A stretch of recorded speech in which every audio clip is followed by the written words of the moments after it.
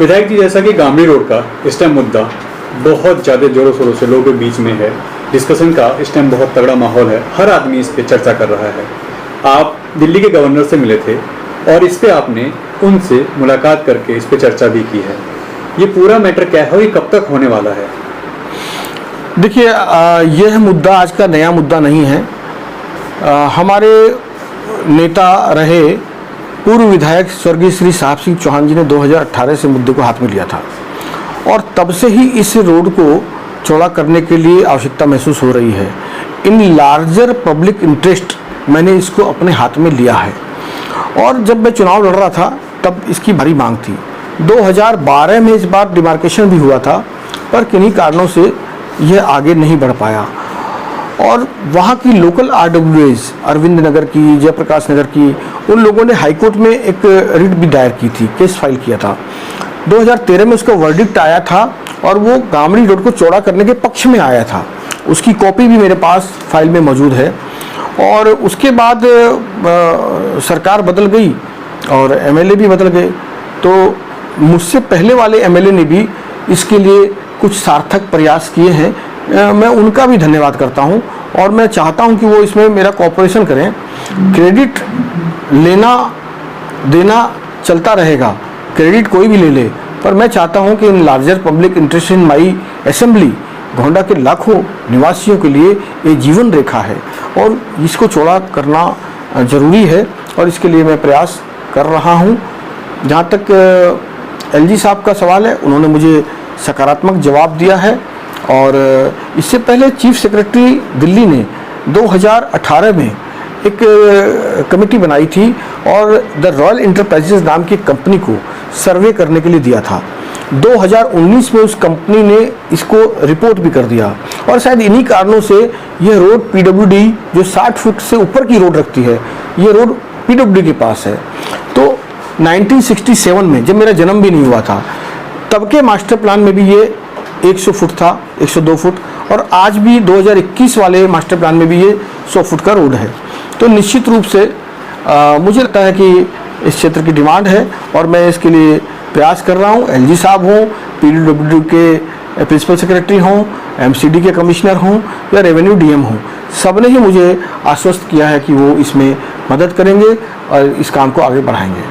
Sir, ये कब तक हो जाएगा, इसके लिए कोई आश्वासन? और साथ ही साथ क्योंकि लोगों का यहाँ काफ़ी नुकसान होने वाला है, हालांकि फ़ायदा भी बहुत होगा क्योंकि लाखों लोगों की ज़िंदगी बदल जाएगी, इस पूरे एरिया की छवि बदल जाएगी, मगर जाहिर सी बात है जिसके मकान या दुकान जाएंगे उनको नुकसान होगा। इसके लिए क्या आपने उनके सामने प्रस्ताव रखा है? नहीं, ये बात ठीक है आपकी, लेकिन नुकसान मैं आपके चैनल के माध्यम से विश्वास दिलाता हूँ कि नुकसान किसी का नहीं होगा।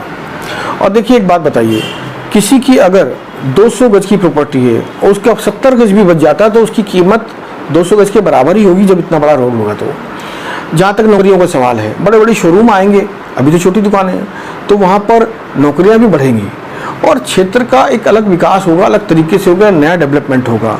और मैं इसको टीथिंग प्रॉब्लम मानता हूँ। जब बच्चे को दांत आता है तो प्रकृति उसको चबाने की बड़ी शक्ति देती है।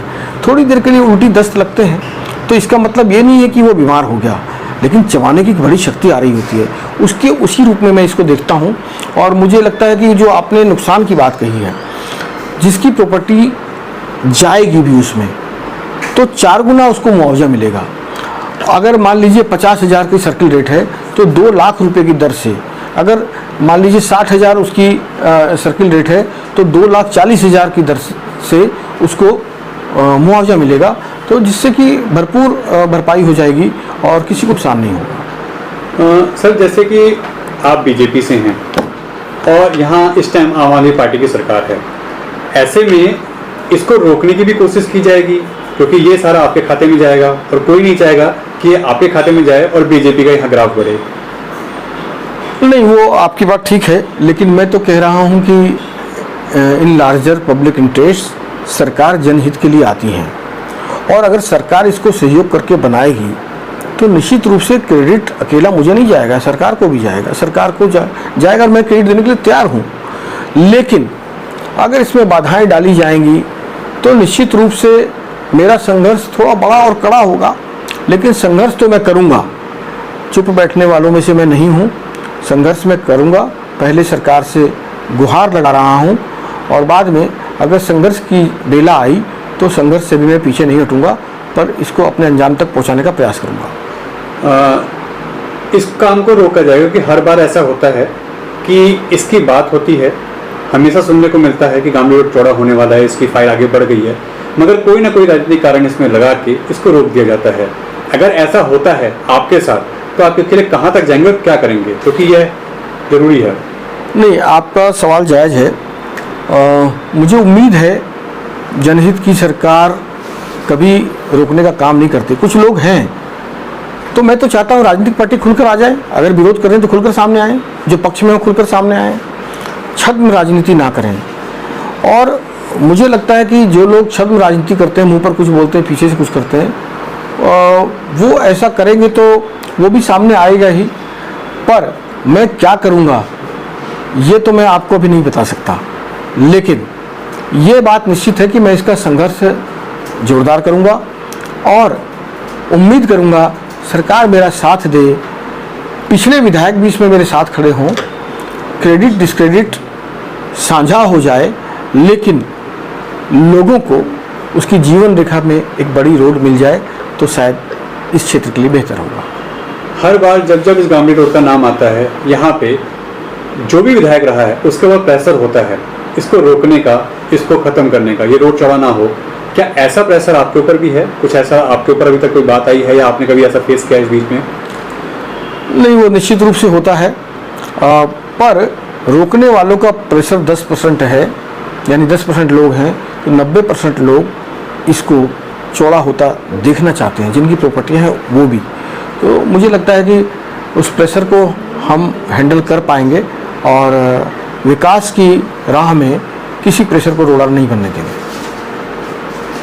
कई लोग यहाँ बहुत परेशान भी हैं, कई लोगों की राजनीति इसी चलती थी।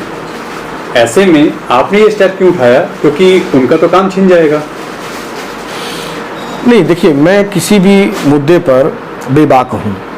जैसे कि मैंने पिछले दिनों कई जगह जो हमारे यहाँ केमिकल की या तेजाब की या इस प्रकार की डाइंग यूनिट चल रहे थे इलीगल रूप से, जो भूमिगत जल को गंदा कर रहे थे, मैंने किसी की परवाह नहीं करी, ना ही मैंने वोट बैंक की राजनीति की।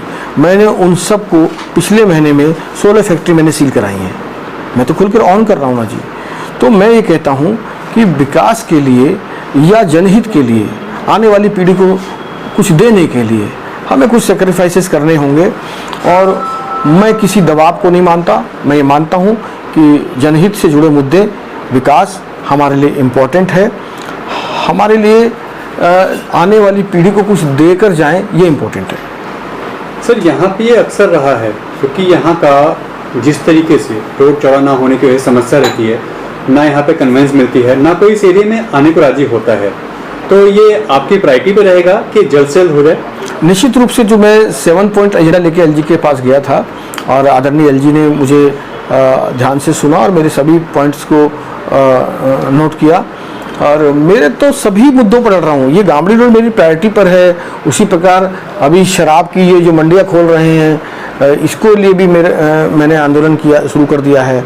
आपने देखा भी होगा, पिछले दिनों धरना दिया था मैंने। आगे मेरा और भी इसमें कार्यक्रम होने वाला है। इसी प्रकार से जो बीच रास्ते में बिल्कुल मजार आई हुई है, उस पर बोलने में लोग हिम्मत नहीं करते हैं।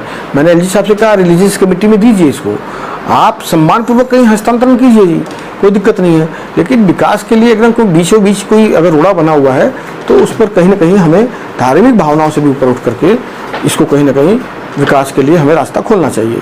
तो जो भी मुद्दे हैं, मैं सभी मुद्दों पर बेबाक हूँ और सभी मुद्दों पर विकास के राह पर चलना चाहता हूँ। लोग इस टाइम काफ़ी भयभीत हैं, रोड कितना चौड़ा होगा, क्या होगा, कैसे होगा। लोगों को अगर कहीं ना कहीं समझाने की बात हो, उनको शांत करने की बात हो, तो आपके 2 शब्द क्या होंगे जिससे उनको काफ़ी रिलैक्स मिले? किसी प्रकार की किसी को घबराने की जरूरत नहीं है। जब विकास होगा, सुगंध आएगी, तो निश्चित रूप तक आप तक आएगी, आपको फ़ायदा होगा, नुकसान नहीं होगा। और जिनके प्रॉपर्टी थोड़ी बहुत जाएंगी भी, उनको 4 गुना मुआवजा मिलेगा, तो वो उसके पीछे खरीद सकते हैं या ले सकते हैं। मुझे नहीं लगता नुकसान किसी को होगा। नुकसान सिर्फ मन का है। मन बड़ा करेंगे तो रोड बड़ा हो जाएगा। दिवाली आ रही है सर, क्षेत्रवासियों को क्या शुभकामनाएं देंगे? सभी क्षेत्रवासियों को आपके चैनल के माध्यम से बहुत बहुत बधाई, ढेर सारी शुभकामना। माँ लक्ष्मी आपके जीवन पर कृपा करें, सदैव उनकी कृपा आप सब पर बनी रहे।